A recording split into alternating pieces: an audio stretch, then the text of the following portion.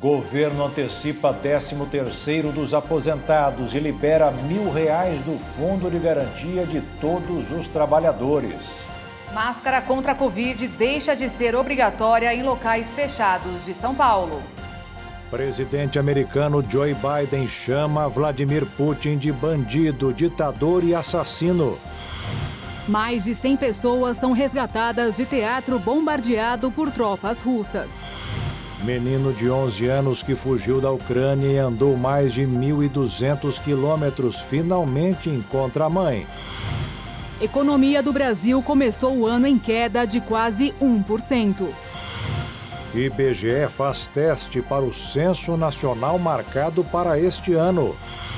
E um aplicativo ensina as pessoas a correrem nas ruas sem risco de lesões. A partir de agora, no Jornal das 22.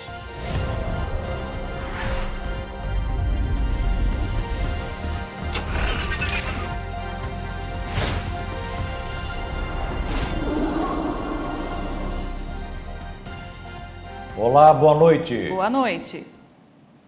Mais de 100 pessoas foram resgatadas do teatro bombardeado pelas forças russas na cidade de Mariupol, na Ucrânia. Havia sinalização indicando a presença de crianças no local, mas a artilharia de Vladimir Putin não poupou munição. Hoje foi mais um dia sem trégua. As atrocidades russas permanecem durante o 22º dia de intensos conflitos em território ucraniano.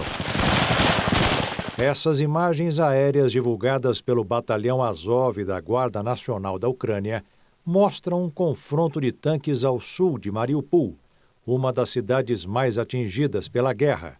Nas filmagens, é possível ver o tanque russo sendo destruído e um soldado tentando se esconder da defesa ucraniana. Ainda nesta região, um teatro que servia como abrigo para cerca de 1.300 civis foi bombardeado. Segundo informações do governo ucraniano, ao menos 130 pessoas foram resgatadas dos escombros. Por conta da intensidade de ataques na cidade, longas filas de carros são vistas diariamente. A cidade portuária está cercada por forças russas e enfrentou alguns dos mais ferozes bombardeios do conflito. Mariupol sofreu a pior catástrofe humanitária da guerra, com centenas de milhares de civis presos em bases sem comida, água ou energia por semanas. Mas o sofrimento dos ucranianos se espalha por diversas partes do país. Já ao leste, em Kharkiv, além de áreas residenciais sofrerem com ataques, um incêndio atingiu um dos principais mercados alimentícios da região. Se não bastasse a guerra, agora a população local sofrerá com a falta de suprimentos. Na capital Kiev, não tem sido diferente. O Serviço de Emergência da Ucrânia disse que centenas de civis ficaram feridos após ataques aéreos nos subúrbios da capital atingirem moradias. Os bombeiros têm auxiliado nos incêndios e principalmente nos resgates de civis. Quem também tem feito seu papel na ajuda à população é o presidente ucraniano Volodymyr Zelensky. Após ataques na capital, o chefe de Estado visitou um hospital de Kiev com civis e militares que ficaram feridos após ataques russos. Entre eles, a garota Katia, de 16 anos, que foi ferida quando o carro em que a sua família viajava para fora do país foi atacado. Grupos como o de Katia seguem na tentativa de se afastar dos conflitos causados pela Rússia. Segundo o levantamento diário realizado pela ONU, nas últimas 24 horas, 162 mil pessoas deixaram a Ucrânia. O número total de refugiados já passou dos 3.200.000. E o menino de 11 anos que fugiu sozinho da Ucrânia encontrou o que queria. A polícia da Eslováquia registrou o reencontro. Mãe e filho estão juntos novamente. Hassan saiu de Zaporizhia, na Ucrânia, e viajou por mais de 1.200 quilômetros sozinho até chegar à Eslováquia. O menino fez o trajeto de trem e a pé, carregando só uma sacola de plástico. A mãe anotou o telefone de contato na mão da criança para qualquer emergência. O plano era chegar a Bratislava, onde vive o irmão mais velho de Hassan. Durante o percurso, ele recebeu ajuda de voluntários, policiais e outros refugiados. Segundo Hassan, foi a esperança que o guiou e fez com que ele não desistisse. Quem mora em São Paulo não é mais obrigado a usar máscaras em locais fechados. A medida já está valendo. O uso da proteção facial será exigido apenas em locais destinados à prestação de serviços de saúde, como hospitais e consultórios, e no transporte público, como trens, metrôs e ônibus. Em ambientes como escritórios, escolas e comércio, caberá aos responsáveis definirem as regras. Desde o último dia 7, as máscaras estavam liberadas ao ar livre.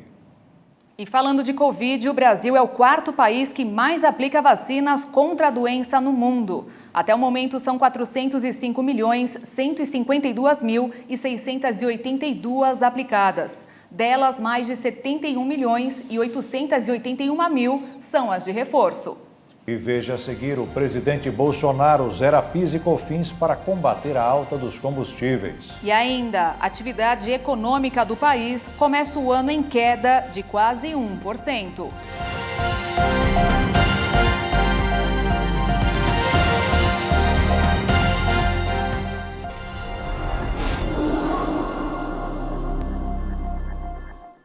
O IBGE realizou um teste para o censo que vai ser realizado este ano com o objetivo de preparar as equipes e avaliar novos equipamentos. Foram mais de 59 mil endereços pesquisados. Em algumas cidades, a população cresceu 32% em 11 anos.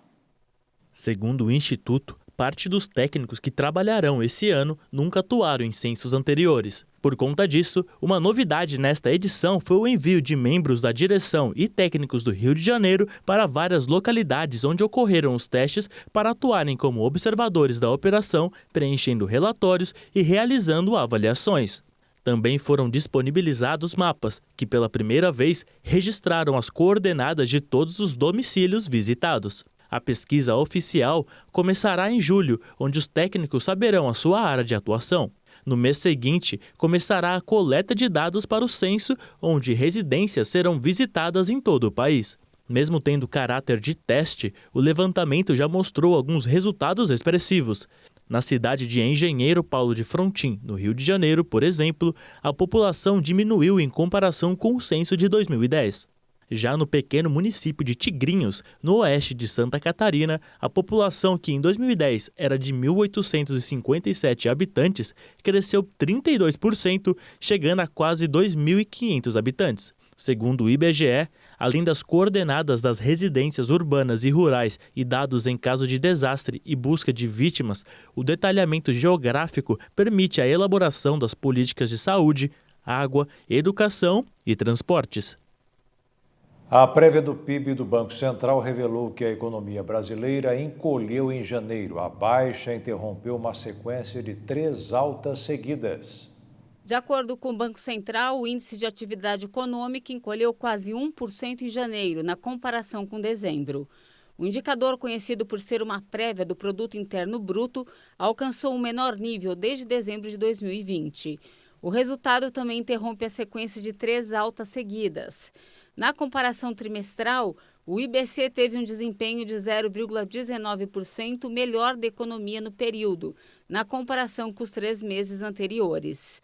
Os números da prévia do PIB de janeiro mostram ainda que a atividade econômica brasileira cresceu no acumulado dos últimos 12 meses, o que mantém a trajetória de recuperação após as perdas causadas pela pandemia de coronavírus. Nesta quinta-feira, o dólar fechou em forte queda de 1,15% devido à forte demanda por risco nos mercados internacionais, à medida que investidores digeriam sinalizações de política monetária lá fora e aqui no Brasil. Com isso, a moeda norte-americana encerrou o dia cotada em R$ 5,03 na venda. Já a Bolsa de Valores fechou em alta de 1,77%, com 113.076 pontos. Pegar dinheiro deverá ficar mais caro depois que o Banco Central aumentou a Selic, que é a base dos juros brasileiros, para o nível mais alto dos últimos 5 anos. Veja como a alta causa impacto na vida de quem também precisa parcelar as compras. O objetivo do Banco Central é o de segurar a inflação. Para isso, o BC está tornando o crédito mais caro para diminuir o consumo. Com menor volume de compras, a tendência é que o comércio e a indústria façam reajustes mais suaves de preços, sem pressionar demasiadamente a inflação. Para quem precisa contratar um empréstimo, a operação ficará mais difícil. A taxa bancária, que em média estava em 28,5% em janeiro do ano passado, pulou para 35,3%, de acordo com a projeção da Associação Nacional de Executivos. A taxa do cartão de crédito, que de longe é a mais cara, deve pular para 360,92%. A do cheque especial vai para quase 148%. Em janeiro, as operações de crédito tiveram queda de 11,3% na comparação com dezembro do ano passado. A maior baixa foi no número de empréstimos à pessoa jurídica, 25,4%. Já os empréstimos para a pessoa física caíram quase 13%, com destaque para o empréstimo consignado, aquele com desconto em folha. Esse teve queda de 34,8%. A Federação Brasileira de Bancos, Febraban, explicou que em janeiro o volume de crédito sempre cai, mas por causa das dificuldades da economia, a expectativa é de um crescimento menor este ano. O presidente Jair Bolsonaro zerou hoje as alíquotas de PIS e COFINS sobre os combustíveis. Com a medida, a União deixará de arrecadar R$ 16.600.000 até o fim do ano. Para a medida entrar em vigor, o governo encaminhou ao Congresso um projeto para alterar a Lei de Diretrizes Orçamentárias deste ano e permitir que a redução não tenha que ser compensada, como é exigido pela Lei de Responsabilidade Fiscal. Para quem trabalha com transporte de aplicativos, já não estava nada fácil lucrar com o preço dos combustíveis nas alturas. Agora, a situação está ainda mais complicada. Seu Derossi trabalha como motorista de aplicativo há quase 5 anos. Tem mais de 30 mil corridas feitas. São 14 horas por dia de serviço para ganhar livre até R$ 1.500 por semana. Com o aumento dos combustíveis, o ganho vai diminuir. Eu acredito que deva cair para 1.100, 1.200. Para nós que vivemos do aplicativo, é um valor assim, bem significativo. O combustível representa até 50% dos custos de quem trabalha com aplicativos de transporte. Aqui na capital atuam 4 empresas de aplicativos. Depois do aumento do preço dos combustíveis, apenas uma sinalizou que vai reajustar o ganho do motorista. 6,5 da Uber. Então ela nos posicionou que ela vai colocar isso no Brasil todo. Estamos aguardando esse posicionamento certo dela, porque por enquanto ainda não caiu nas corridas ainda. Segundo o sindicato da categoria, a capital tem 7 mil motoristas de aplicativos que dependem exclusivamente desse serviço para sobreviver. Outros 4 mil trabalham com aplicativos para complementar a renda. Nós temos policiais civis, nós temos policiais militares, nós temos amigos da Guarda Municipal, profissionais liberais, advogado, por exemplo. Ainda segundo o sindicato, a quantidade de motoristas de aplicativos até aumentou nos últimos anos, porque ainda é uma forma de driblar o desemprego e a crise econômica.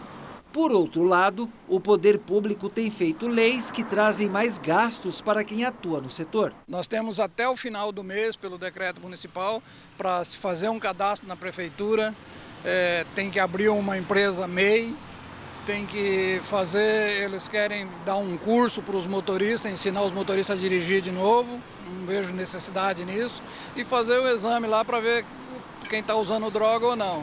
E isso tudo gera custo. E agora, com o reajuste de quase 19% no preço da gasolina, o setor de aplicativo de transporte deve sofrer mais consequências. A minutagem de espera vai aumentar, porque vai diminuir o número de veículos. Ou seja, corrida, que era para chegar na origem em torno de 3 minutos, deve aumentar em 5 minutos. Então, quem vai ser prejudicado é a população. E também o motorista, porque o motorista não vai poder trabalhar por essa questão desses aumentos abusivos da gasolina. E veja a seguir, o presidente americano Joe Biden chama Vladimir Putin de bandido, ditador e assassino. E veja também, governo brasileiro antecipa o 13º salário dos aposentados e libera fundo de garantia dos trabalhadores.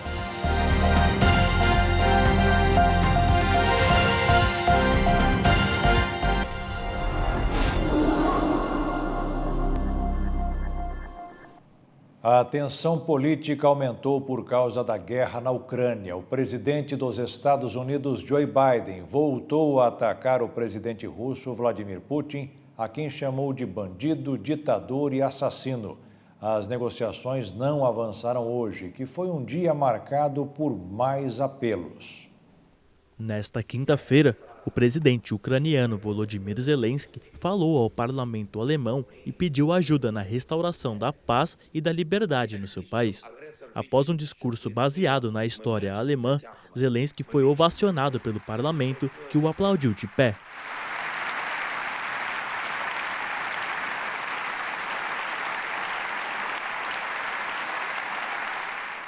Após o discurso, Zelensky afirmou durante uma entrevista coletiva que as negociações com a Rússia em busca da paz continuarão.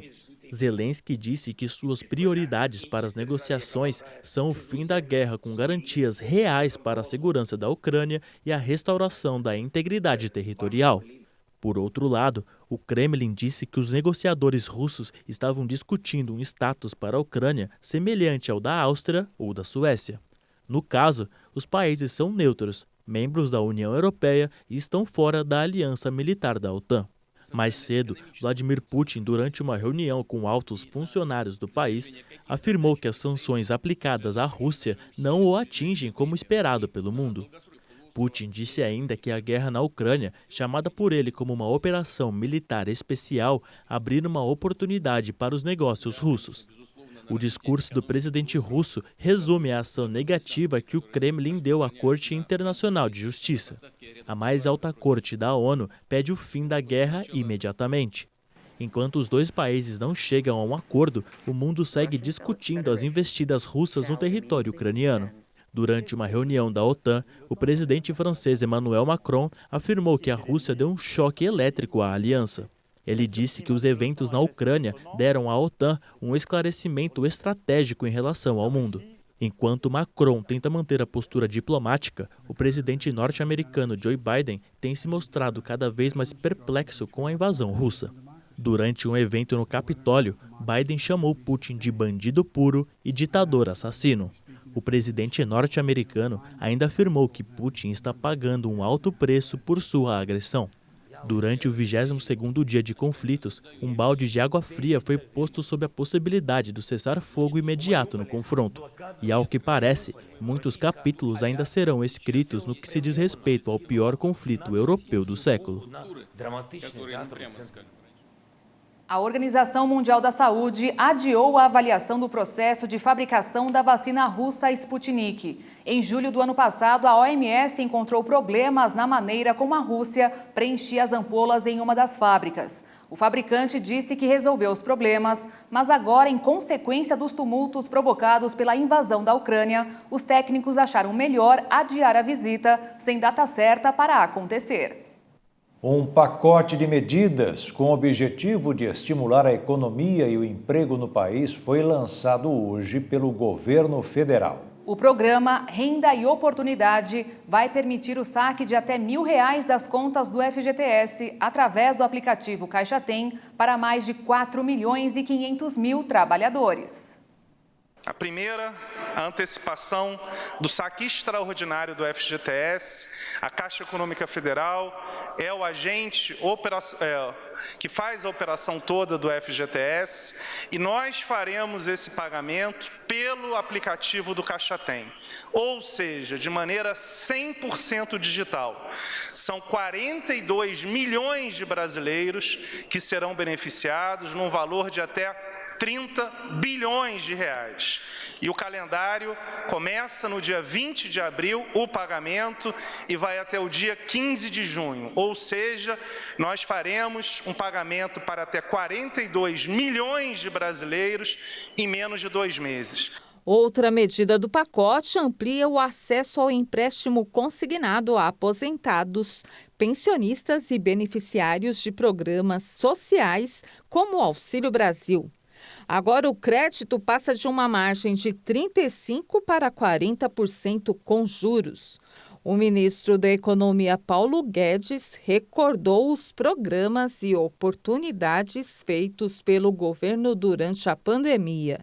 Toda essa conversa nossa aqui do microcrédito individual, tudo queremos criar rampas de ascensão social, para que essas pessoas possam reconstruir as suas vidas.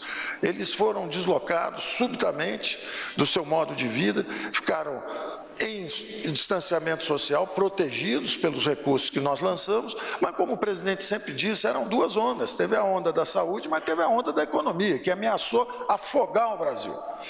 E as nossas respostas protegeram o Brasil. O Brasil caiu menos, voltou mais rápido e já está com um déficit zerado de um lado, com a política monetária no outro lugar, ou seja, preparados para enfrentar os próximos desafios. As medidas ocorrem por meio do Ministério do Trabalho, estimando mais de 150 bilhões em investimentos para, principalmente, aumentar o poder de compra de brasileiros de menor renda.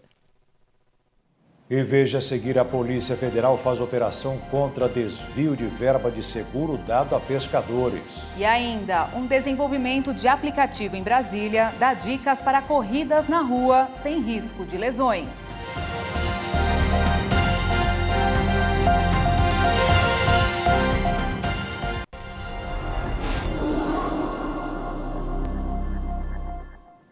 Após reunião ministerial que ocorreu na manhã de hoje no Palácio do Planalto, o presidente Jair Bolsonaro fechou os nomes dos ministros que deixarão o governo para disputar as eleições que acontecem em outubro deste ano.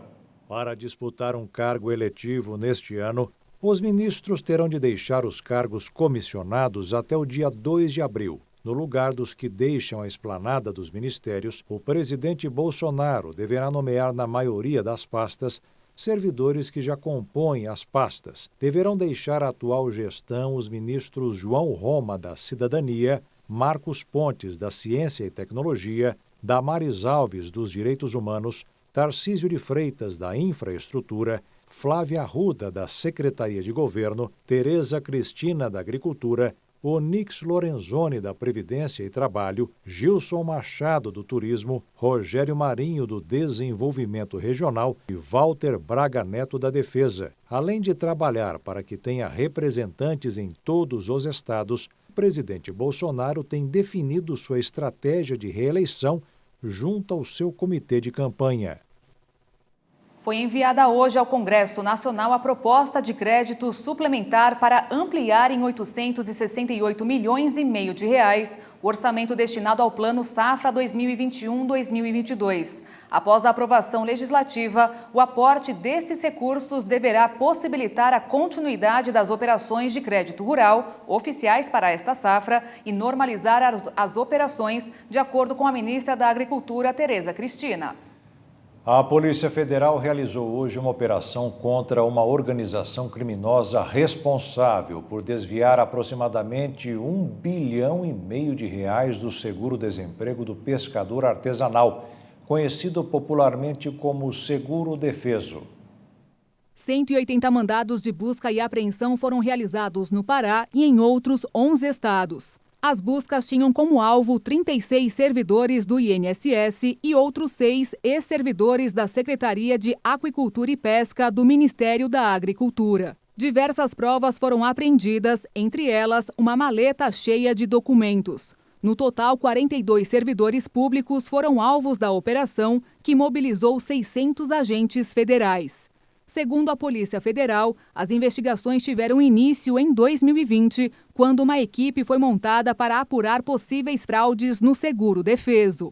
E a quadrilha não agia sozinha. Sindicatos e associações de pescadores davam apoio fornecendo informações das vítimas, como o número do CPF, utilizado para gerar certificados falsos em nome dos servidores. Ao todo, foram solicitados 436 mil pedidos de seguro pela quadrilha, envolvendo mais de 400 mil CPFs, desviando aproximadamente R$1,5 bilhão de reais dos cofres públicos. Caso as denúncias sejam comprovadas, os acusados responderão pelos crimes de estelionato, participação em organização criminosa, falsificação de documento público, uso de documento falso, inserção de dados falsos em sistemas de informação, corrupção passiva e corrupção ativa. Os trabalhadores da iniciativa privada nascidos em agosto receberam hoje o abono salarial ano base 2020. A Caixa Econômica Federal iniciou o pagamento em 8 de fevereiro e prosseguirá com a liberação até 31 de março, baseada no mês de nascimento do beneficiário. Servidores públicos com inscrição final 7 também receberão hoje. A Prefeitura de São Paulo e o presidente da República, Jair Bolsonaro, assinaram na tarde de hoje o acordo que encerra a disputa de mais de 90 anos pela posse do Campo de Marte na zona norte paulistana. Segundo a Prefeitura, é um acordo histórico e importante para a cidade por colocá-la em outro patamar para aumentar os investimentos. Com o acordo, a União passa a deter a posse definitiva da maior parte do Campo de Marte. O terreno inclui o aeroporto, além de um hospital, uma vila e outras dependências ligadas às Forças Armadas, e não precisará indenizar em cerca de 49 bilhões de reais o município pela utilização do espaço. Em contrapartida, a Prefeitura não vai precisar mais arcar com uma dívida de 24 bilhões de reais e ficará com um trecho de cerca de 200 mil metros quadrados, que inclui uma área de preservação e que poderá ser transformado em parque. A Justiça Eleitoral decidiu hoje arquivar o inquérito que deveria apurar um suposto caso de corrupção praticado pelo ex-governador de São Paulo, Geraldo Alckmin. Segundo a denúncia do ex-presidente da concessionária Ecovias, Marcelino Raffardi de Ceras, Alckmin recebeu 3 milhões de reais em Caixa 2 para usar nas campanhas eleitorais de 2010 e 2014. Mas o Ministério Público optou pelo arquivamento por falta de provas. O governador do Mato Grosso do Sul, Reinaldo Azambuja, criticou a política de aumento de preços da Petrobras. Com a pauta fiscal congelada desde abril do ano passado, ele disse que a única forma de segurar os reajustes é reduzindo os lucros da empresa. O milho plantado, que está próximo da colheita, teve um ganho com a chuva dos últimos dias. Nós tivemos um período de estudos aí que os nossos cientistas falaram em 5 anos de seca. Então nós já viemos 2 anos de seca, mas agora sim, voltando essas chuvas e aí trazendo para o nosso estado uma melhora na safrinha. Mas os produtores estão preparados para uma seca nos próximos meses, o que deve interferir principalmente na próxima cultura. Está no radar sim a falta de chuva, inclusive para o pasto, para o pecuarista também, que não é só um problema da agricultura, mas sim um problema de todos. Além da estiagem, outros fatores têm tirado o sono dos produtores rurais, entre eles a alta do diesel. Sobre esse assunto, o governador Reinaldo Azambuja descartou mais diminuição, já que a pauta fiscal dos combustíveis está congelada há meses. Se nós não tivéssemos congelado a pauta, o Estado hoje teria um preço muito maior. Durante evento na FamaSul, o governador ainda comentou a criação de uma alíquota única para ICMS dos combustíveis para todos os estados, que passou pela Câmara, pelo presidente e agora segue para o CONFAZ. Essa mudança para o Mato Grosso do Sul não significa praticamente nada. Agora, vamos ver como que vai ser regulamentado isso pelo CONFAZ agora. Se a Petrobras não abrir mão de lucro e jogar isso como uma política nacional de estabilização de preço ou criar aquele fundo realmente de estabilização de preço, não vai ter solução e nós vamos ter diesel, gasolina, infelizmente aumentando aí pelos próximos dias, que é muito ruim para a economia brasileira. O diesel, que pode representar em alguns casos até 90% do custo de produção com grãos, conforme dados da CNA, Confederação da Agricultura e Pecuária do Brasil. E para complicar ainda mais a situação do produtor, a guerra na Ucrânia já tem reflexos no campo aqui em Mato Grosso do Sul. O reflexo que tem é um reflexo ruim. Qual que é o reflexo? Da especulação. A guerra começou agora e o fertilizante já subiu 40%. Será que já está faltando fertilizante ou isso é algo prematuro do mercado. O mercado ele trabalha com as incertezas, é igual bolsa de valor. Então, eu acho que a guerra é ruim para todos, principalmente lá para o pessoal da Ucrânia, né, que está lá sofrendo com isso agora. Existe muita especulação no mercado. A Agência Nacional de Saúde Suplementar determinou a suspensão de 12 planos de saúde de 6 operadoras. Com isso, a venda fica temporariamente suspensa devido a reclamações relacionadas à cobertura assistencial. A proibição da venda começa a valer a partir da próxima terça-feira. Além das suspensões, a ANS também divulgou a lista de 11 planos que já podem voltar a ser comercializados. A medida faz parte do monitoramento da agência, que acompanha regularmente o desempenho do setor. Neste mês do consumidor é sempre bom repetir algumas dicas. Com o aumento das compras virtuais, também aumentam as chances de golpes aos consumidores. Estamos na Semana do Consumidor e para celebrar essa data, muitas empresas e lojas virtuais, conhecidas como e-commerce, realizam uma série de promoções em alusão à data. Porém, é preciso que o consumidor fique atento para não cair em armadilhas e depois acabar tendo dor de cabeça. É importante ter alguns cuidados a título de precaução e é sempre bom estar por dentro de quais são os seus direitos nas compras pela internet. Seriam os mesmos em compras feitas em lojas físicas? Eu tenho um prazo de 7 dias úteis para fazer essa devolução, ou a troca ou pegar o meu dinheiro de volta. Existe uma garantia legal que seria de 90 dias, tá? Em lei. É importante mencionar que as empresas elas estendem essa garantia, tá? Geralmente seriam 12 meses. Que quando a pessoa vai comprar está lá 12 meses. Mas é importante ressaltar que seriam 90 dias de prazo legal. Então o restante seria aquela que a empresa oferece. As facilidades trazidas pelo meio virtual fizeram com que o setor de e-commerce tivesse um crescimento considerável nos últimos anos. Essa facilidade de compras cada vez maior aumenta também a possibilidade de golpes. Existem sites especializados para fazer comparativo de preço. Imagina o seguinte, quero comprar uma TV. Pesquisei a TV que eu quero naquele site, por exemplo, Buscapé. O site Buscapé ele vai te apresentar inúmeros sites com aquele produto, fazendo um comparativo de preço. É importante você fazer essa pesquisa antes, porque esses sites eles já direcionam as pessoas, os consumidores, para sites confiáveis. Imagina o seguinte, você está navegando pelo Facebook ou pelo Instagram, aparece uma propaganda, você entra naquela propaganda e está te direcionando a um produto que geralmente ele é mais barato ou ele já facilita a compra. Cuidado, às vezes os golpistas clonam páginas de vendedores respeitáveis no mercado para aplicar golpes também. Um amplo estudo publicado hoje em um jornal britânico revelou que há poucas possibilidades que uma mulher grávida com Covid-19 transmita a doença para o seu bebê, particularmente quando o caso é leve. A pesquisa é uma das primeiras desta proporção que estabelece a questão da contaminação por via intrauterina e aponta que cerca de 2% das gestantes podem contaminar o feto, mas este é um fenômeno raro.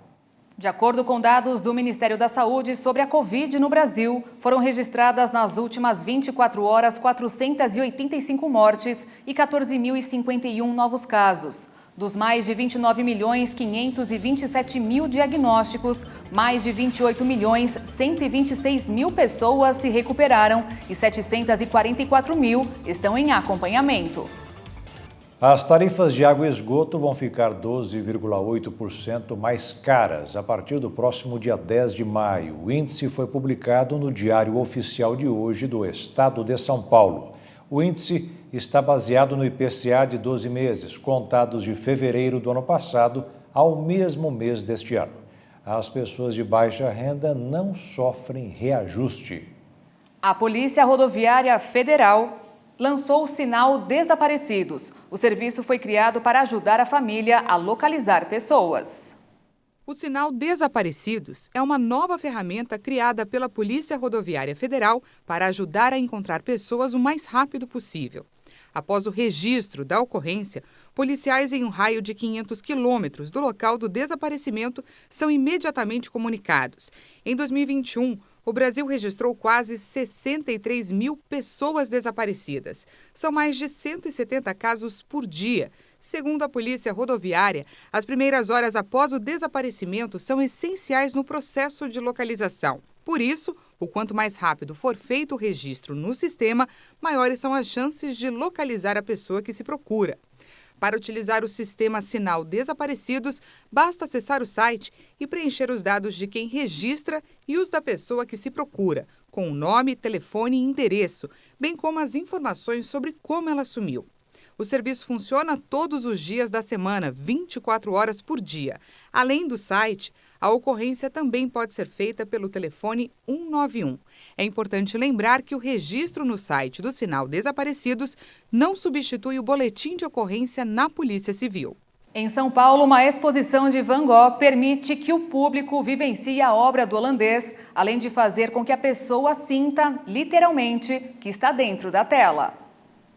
Está sendo estimado que a exposição fique no estado de São Paulo somente até o final do mês de julho, quando deve seguir para apresentações em Brasília e em outros estados brasileiros. Van Gogh é um artista que nasceu em 1853 e que se tornou conhecido devido ao fato de não ter uma carreira tão valorizada enquanto ainda era vivo. Ele morreu em 1890. Na obra Cartas de Van Gogh, ele aborda um pouco mais sobre o seu dia a dia e o sofrimento que tinha para conseguir tentar se destacar no mercado da arte na época. Um aplicativo para celular criado no Distrito Federal que instrui os usuários à prática esportiva sem riscos de lesões tem crescido no Brasil e abriu cotas para novos sócios, Beatriz. É verdade, o aplicativo chamado Corrida Perfeita busca no financiamento coletivo a possibilidade de expansão e aumento nas contratações. O aplicativo Corrida Perfeita oferece orientação e treinos para milhares de atletas amadores no país. Com as instruções oferecidas na plataforma, o usuário consegue estabelecer metas, realizar caminhadas e corridas, promovendo bem-estar, melhorando a saúde física e mental e reduzindo significativamente o risco de lesões. A corrida é o esporte, a atividade física talvez mais democrática que exista. Pessoas de todas as idades, de todas as classes sociais podem praticar. Só que existe um problema, né? Algo que era para ser voltado ao bem-estar, à saúde, pode acabar se tornando um problema. Por falta de uma boa orientação para o treinamento, para a prática, a maioria das pessoas acaba se lesionando na corrida. Os estudos mostram hoje que cerca de 80% das pessoas acabam se lesionando por falta de orientação, né? E o Corrida Perfeita nasceu justamente para resolver isso. Nós construímos uma plataforma digital voltada a levar uma orientação adequada, focada na saúde do corredor, de modo que ele pratique a atividade de forma saudável, usando a internet, usando tecnologia, para que essa mensagem, esse método de trabalho que nós temos, voltado para a saúde do corredor, chegue a qualquer pessoa onde quer que ela esteja. O aplicativo está no mercado há quase 6 anos e tem mais de 280 investidores. Mas os criadores da plataforma querem expandir.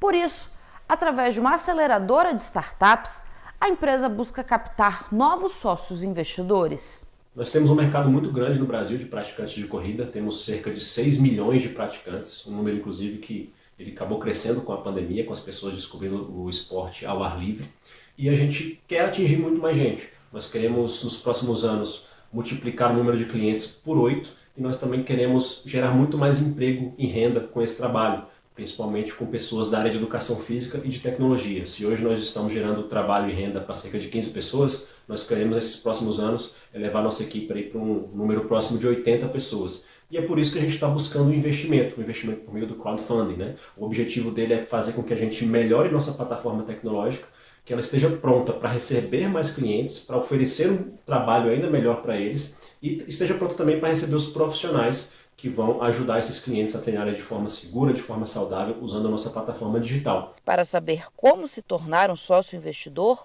basta buscar o Corrida Perfeita no Instagram. A especialista em empreendedorismo explica que esse tipo de arrecadação pode ser um ótimo investimento, além de fomentar a economia criativa e auxiliar em distintos projetos.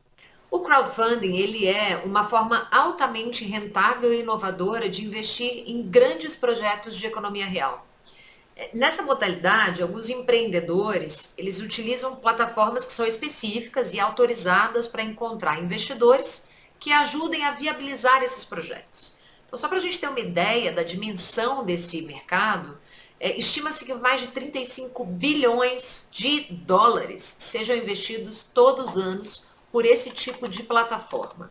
E aqui eu estou falando de projetos específicos, desde a criação de uma empresa que vai construir e vender casas, por exemplo, até levantamento de recursos para poder fazer uma praça pública ou levantar recursos para ajudar uma pessoa ou uma empresa em dificuldades. Então, é muito fácil perceber que, por serem oportunidades únicas e que estão ligadas à vida real, à economia real, elas fogem do padrão tradicional de investimento em renda fixa ou em ação, por exemplo.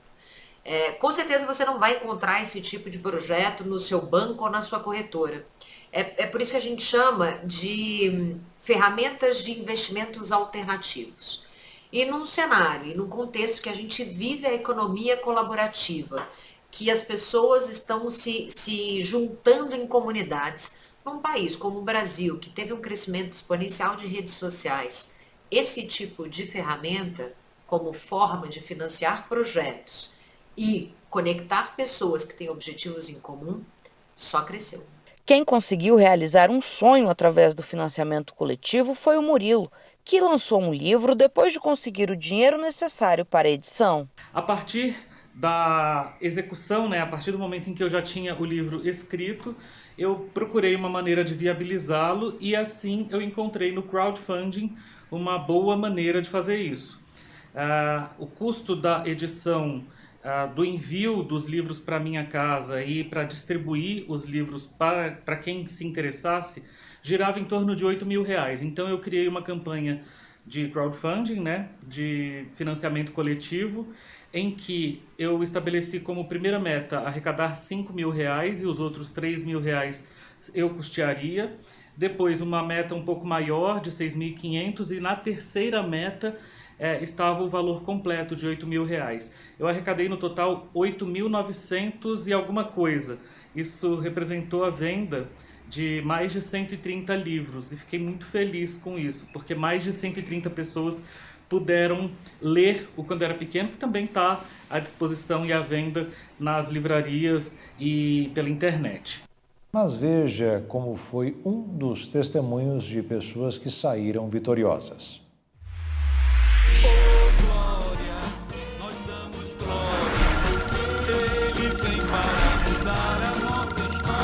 Fiz uma operação e foi mal sucedida e eu estava sentindo isso tudo preso, agora eu estou me sentindo melhor. Oh, glória a Deus, que bonito, tá livre já. Eu fiz a operação de uma cirurgia mamária, eu fiquei com sequela dessa cirurgia, não sei o que houve, muita sequela. E durante a oração do missionário e durante a música, o missionário mandou levantar o braço. Quando eu levantei, eu senti uma diferença. Eu levantava e tinha uma sensação de repuxo, uma coisa horrível.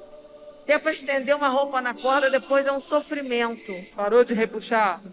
Parou, não estou sentindo repuxar. Glória a Deus, está diferente agora, depois da oração. Oh, glória, nós damos glória. Ele vem para mudar a nossa história.